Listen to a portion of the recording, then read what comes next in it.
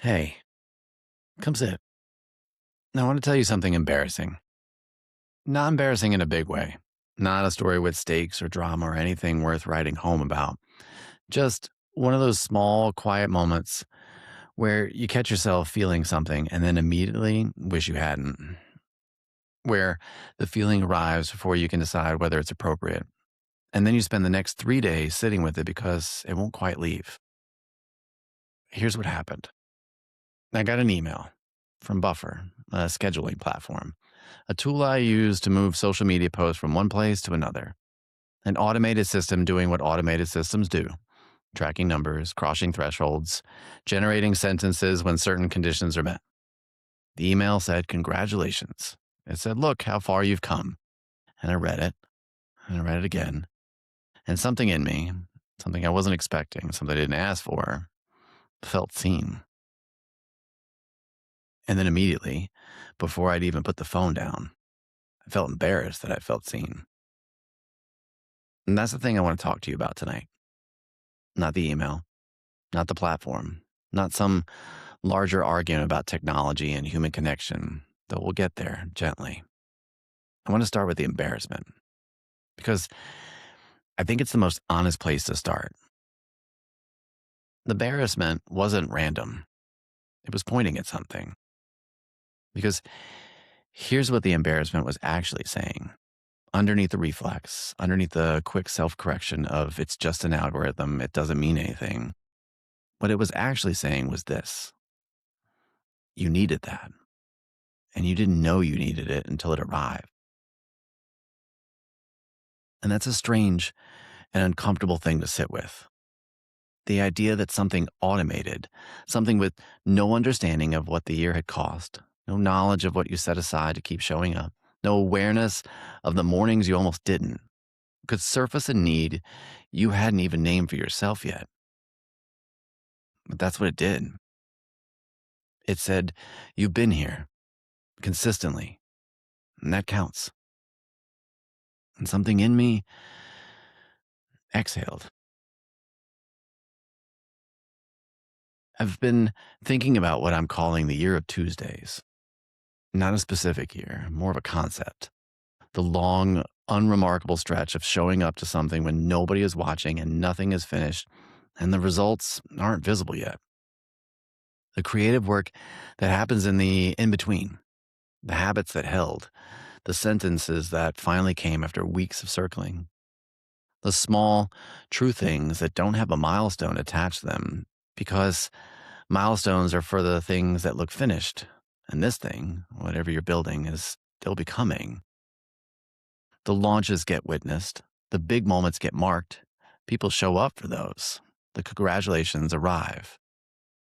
But the year of Tuesdays, who sees that? Mostly nobody. And I think that's one of the loneliest parts of the creative life that almost never gets named out loud. Not the rejection, not the failure. Those have their own clarity, their own drama, their own way of demanding to be processed. I mean, the invisibility of the unglamorous middle.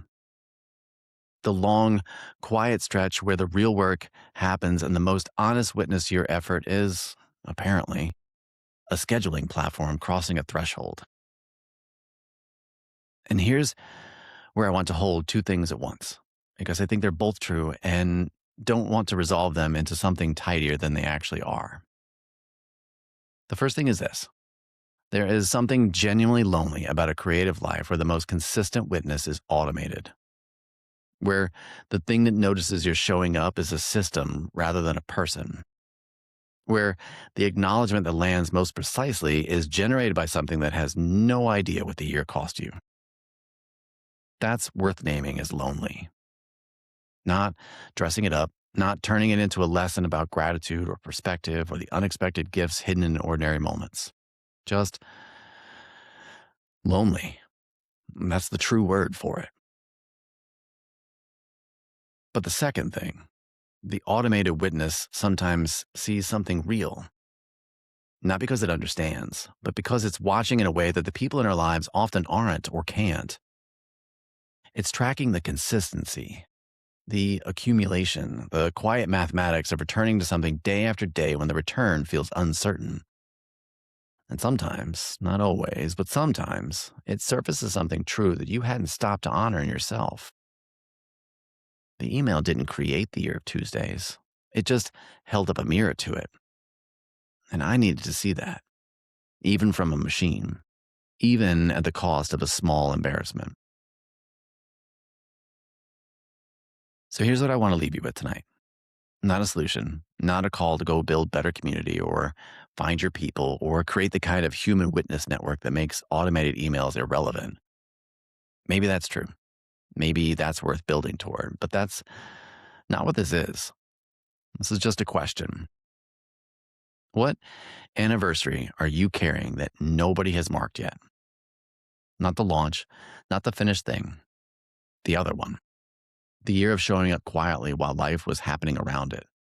The practice that held when nobody was watching.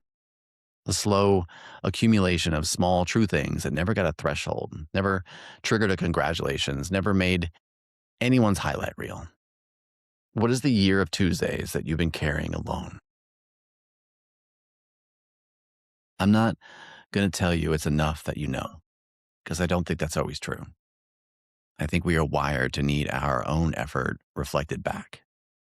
I think the hunger to be witnessed is real and human and nothing to be embarrassed about. Even when the witness is automated, even when the mirror is a scheduling platform crossing a threshold at 9 a.m. on a Tuesday, even then, the reflection is real. The year happened. You were here.